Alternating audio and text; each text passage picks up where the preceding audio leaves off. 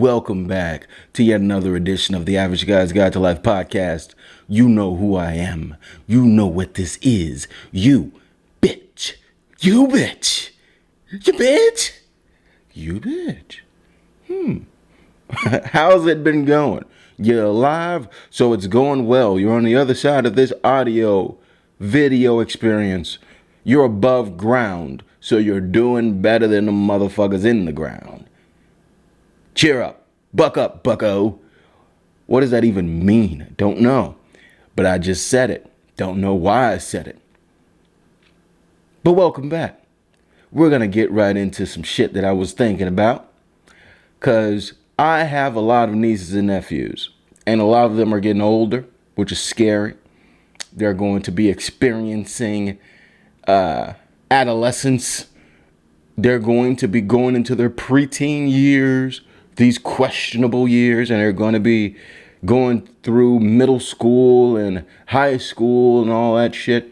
And I've recently discovered something on the internet that one of my nephews thoroughly enjoyed when I used to spend a lot of time with him, and I didn't know what he was referencing at that moment.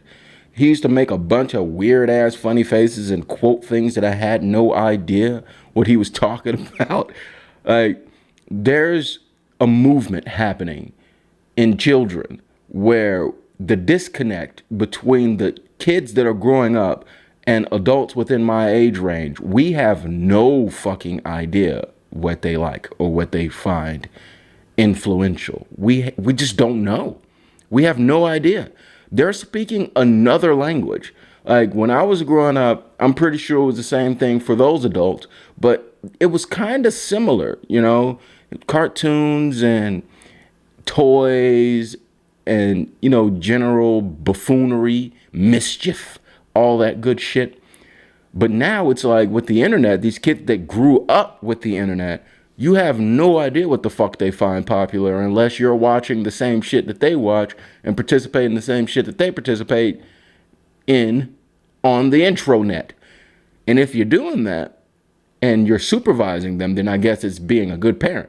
But if you're not, then you're out of the loop. You just don't fucking know. And also, if you don't have any children, but you are watching programs on the internet and following the adolescent internet culture, I'm worried about you. I'm really worried. What do you do on your free time? How many times have you seen cuties? You fucking creep. Anyway, this isn't about, you know, the touchy-feelies. This is about education. Of course. If I'm nothing else, I am an educator. I'm a thespian. Oh, shit. That don't mean educator. That means actor. I am nothing, apparently. I'm nothing. But I do believe in education. For our youth, what about the children? Our youth. And growing up, I remember going to school and learning a lot of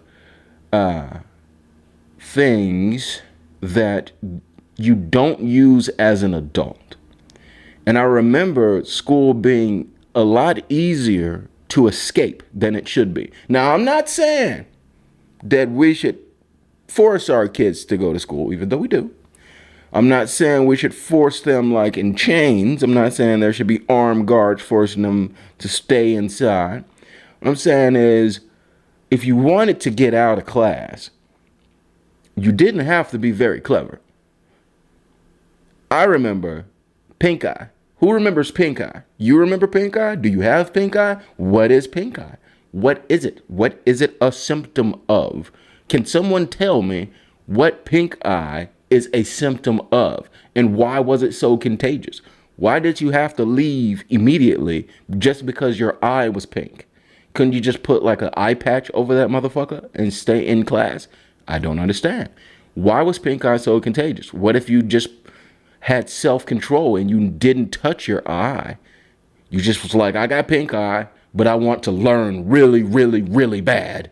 So I'm not going to touch my eye and spread it around the class. What the fuck was pink eye? What is it? What is it? What is the medical term for pink eye? Because I never understood why it was a thing that you had to get sent home for. Quite frankly, I knew people that would rub their eyes and say that they had pink eye. When I say I know people, I mean I was one of those people. When I say I was one of those people, I mean I did it more than once. But I still love to learn, though. Some of those days I just didn't want to be at school. If anyone that was raising me at that moment happens to be watching this at this moment, then yeah, you're right. I was faking it. That's right. We fake colds all the time. My head hurt. My chest hurt. I'm coughing. Bitch, I don't want to go to school right now. Another thing, nosebleeds. Nosebleeds. You used to get sent home because you had a little nosebleed. You got some trickling shit coming out your nose. That could just be because the eye is the eye. I'm still thinking about pink eyes. That could just be because the air is dry, or you just digging your fingers in the motherfucker so uncontrollably that you get a nosebleed. What is a nosebleed a symptom of? Is this child doing cocaine? Is this child on coke? Like, are you sending this child home so that they can go directly to rehab afterwards? I am confused. It doesn't teach you about adulthood. Like, not only the curriculum, most of the curriculum, it doesn't teach you about, what you're going to be doing as an adult. It also doesn't teach you responsibility and having to tough shit out when you have to go to work and pay bills. You can't go home from work because your eyes are a little pink. Can't go home from work because your nose is bleeding a little bit. You especially can't go home from work if any of those minor instances happen, but you work a fucking strenuous job anyway. Let's say you work in a warehouse and you get a fucking nosebleed. Good job, bitch. That's a part of the job. That's a part of it. Good job. You got a nosebleed. Keep fucking unpacking these boxes. Keep packing these boxes. You modern slave.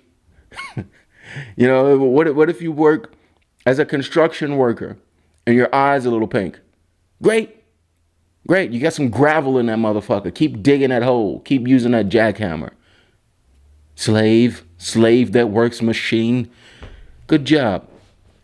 What if you're a fucking coal miner, right? One of the most difficult jobs, one of the most physically labor-intensive jobs on the planet. They're not going to fucking send you home because you got a nosebleed. You're not going to do that. It's just not going to happen. And especially, think about this, right? Because another thing they don't teach you about in school is how to manage money, right? They don't teach you how to manage money. They don't teach you anything about the importance of money and being financially literate. They teach you about math. Yeah, 1 + 1, 2 + 2, all that shit. But they don't teach you about, don't take out a loan that has too much fucking interest. They don't tell you don't buy this vehicle that you can't afford the note. They don't tell you not to move into this rich neighborhood because your ass is broke. They don't tell you none of that shit. They just send you on your little way and you have no financial literacy. So just imagine this, right? Imagine you're a coal miner. You mine coal. I know that's kind of hard to imagine for all you motherfuckers with cushy desk jobs. Got a fucking baked potato in your pocket. You carry a baked potato in your pocket. Like right now, you have a fucking baked potato in your pocket and you got the ingredients to fucking make it a loaded baked potato in the other pocket. Your disappointment. So let's imagine, for the sake of this exercise, that you're not a lumpy disappointment and you are actually a coal miner, right? You don't have tires around your waist. You swing a hammer or whatever the fuck coal miners do. I don't know. I'm not a coal miner. So let's imagine you're a coal miner and you get your check from your employer, wherever you mine coal for, and you deposit it into the bank. Because that's what responsible adults do. They open bank accounts and shit. So let's say you deposit it and then you get your monthly statement in the mail. And when you receive this monthly statement, you notice there's a fee. They're taking out $125 every other week. And it just says miscellaneous fee. You don't know what the fuck it's for. You have no idea. So you call them up and you say, hey, I've been with you guys for such and such time. I just looked at my statement and I see that you've been charging me $125 and it's labeled as a miscellaneous fee. What is this? Can I get an explanation of why you're taking my money? And the bank person says, well, it's because you like us. Excuse me? Can you delve into that a little further? Can you explain? Can you elaborate? What do you mean? Well, we take that money out because you like us. You like your experience with the bank, don't you? So we take out $125 because you like us. Okay. But is there like a service with this? Like, are you doing anything extra with my money? Are you giving me more money on top of my money? No. Just because you like us. Okay, I'm taking all of my money out of here immediately. Like, what the fuck are you talking about? What are you talking about? I'm paying you $125 every other week or every week because I like you? And you're not doing anything? You're just existing. You're just existing as a bank. And I just have to give you the money. What does that remind you of? People. Not people. But I'm asking, what does that remind you of, people? People? I just forgot how to use punctuation in sentences. What does that remind you of, people? Doesn't that remind you of something that happens all around the world every day? It's called a date. It's called dating. Men or women. It's called dating. I have to give you money just because I like you. Just because I like you, I have to ante up. Why? Why do I owe you this money? What have you done for me? What service have you provided for me? I'm a coal miner, bitch. I work hard for my money. I'm in the ground of the earth mining coal so that we can use it as fuel. I'm dirty. I probably got every disease. I have to do so many drugs just to get through my day. I'm not going to live past fucking 50 because I got black shit in every orifice on my body. Yet, I have to give you $125 to impress you before you even do anything just because I like you? Nah. That shit ain't gonna work. Why do I owe you money? Why do I owe you money? If there's one thing that the pandemic taught us, it taught us that a lot of office jobs don't have to be office jobs. A lot of people are working from home, Zoom meetings, everything virtually within an office environment can be done at home. A lot of it. I say we do that with dating. Can we just stop with the you have to spoil me shit?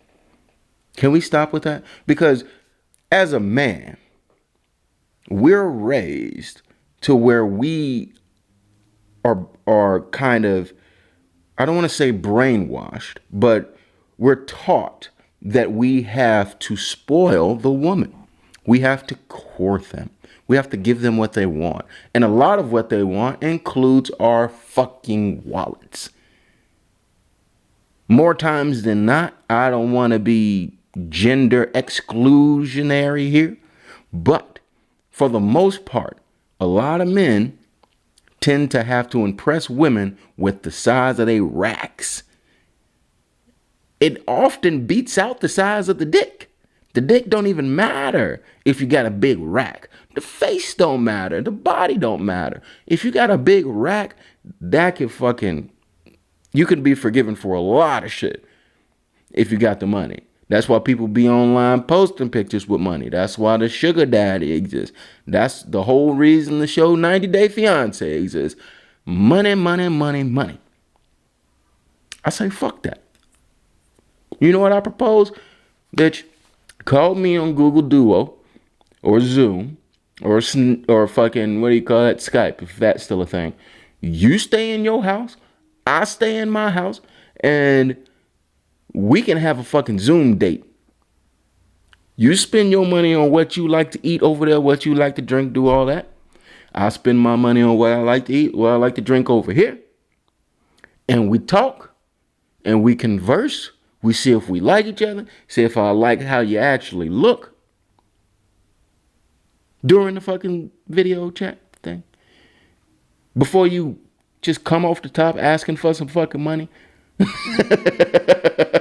Like, how dare you? How dare you? Just imagine if the tables were turned here.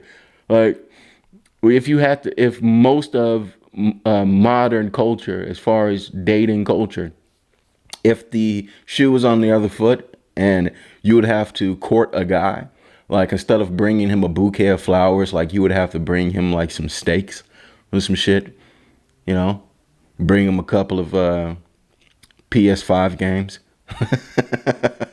It's like, hey, I got these for you. Hi.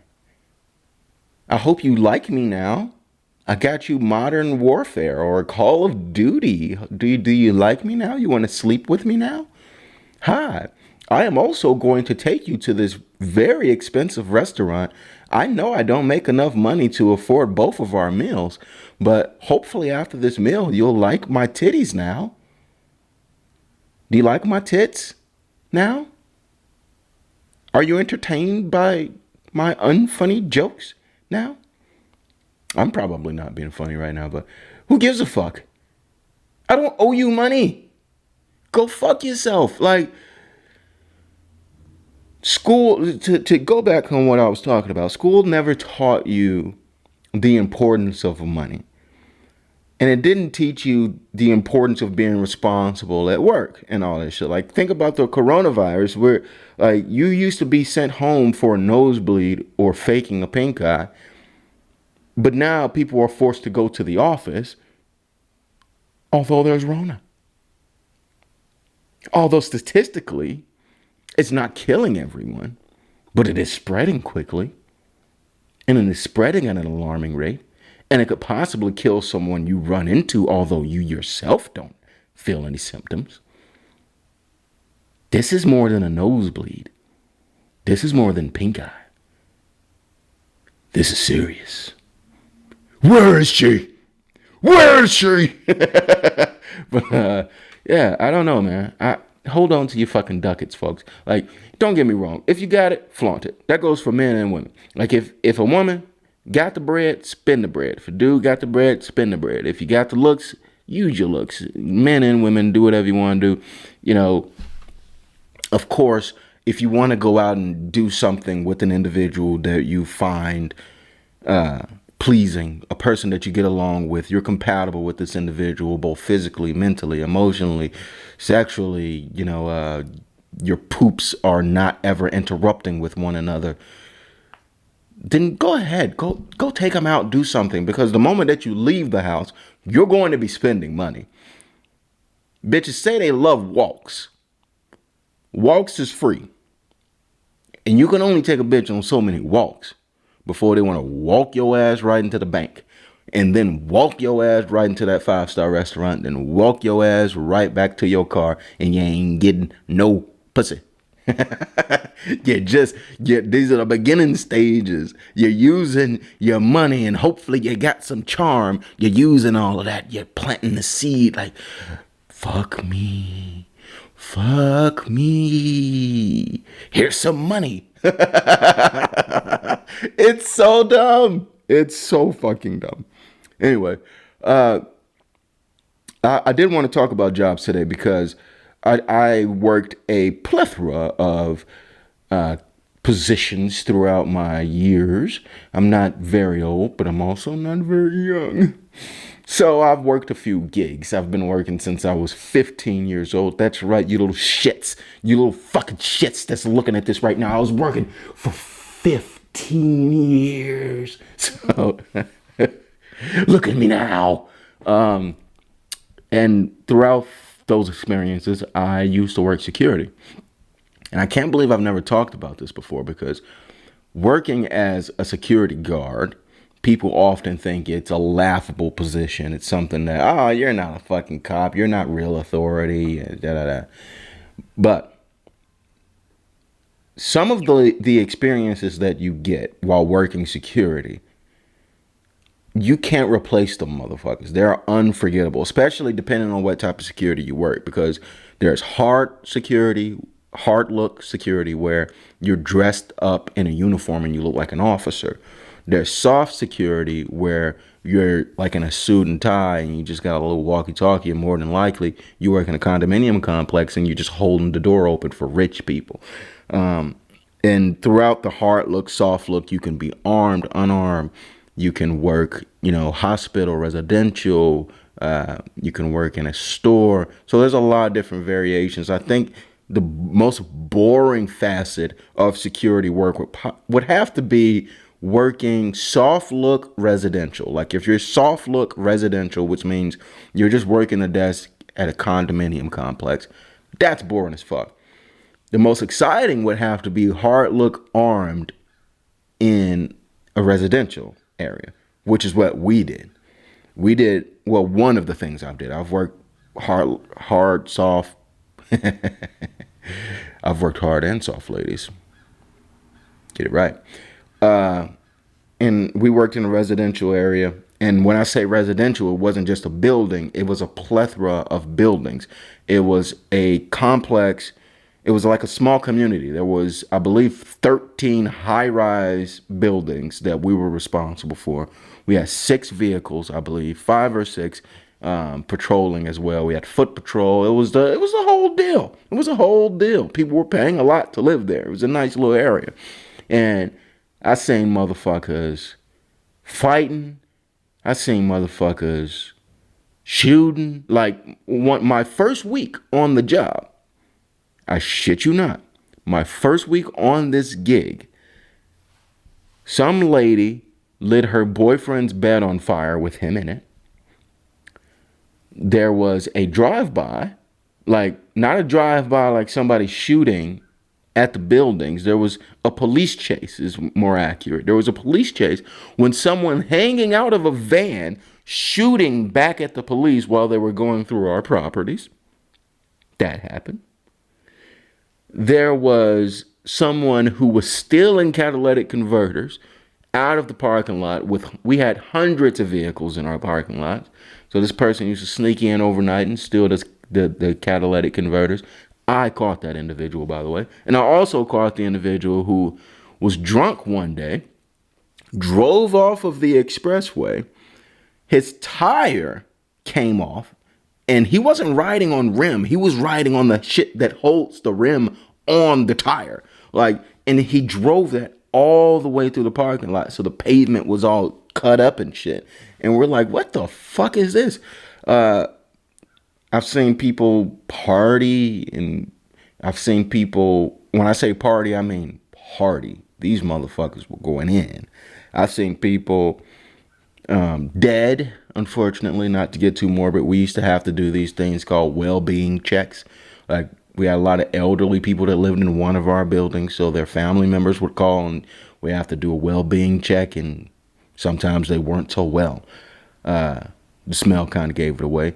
There's a lot of fucking domestic disputes, people cheating and being cheated on, and cult people fucking and being fucked. So don't you tell me, judgers, that security gigs don't come with risk, because they did. A lot of them did. I worked in a bank as well as a security officer, and I worked one gig in a bank unarmed. So what the fuck am I gonna do when they come in there with a, dead president's mask and semi-automatic weapons, and all I got is a goddamn walkie-talkie? I'm going to help. Fuck is you talking about? I'm going to help. And hopefully they don't take me out. Security my ass. I am a not well-placed deterrent at that point. But anyway, hopefully you guys enjoy your week or enjoy your holidays. I might do one before the holidays. I might. Haven't decided yet. But at the end of the day, save your money. Fuck these bitches. Bye.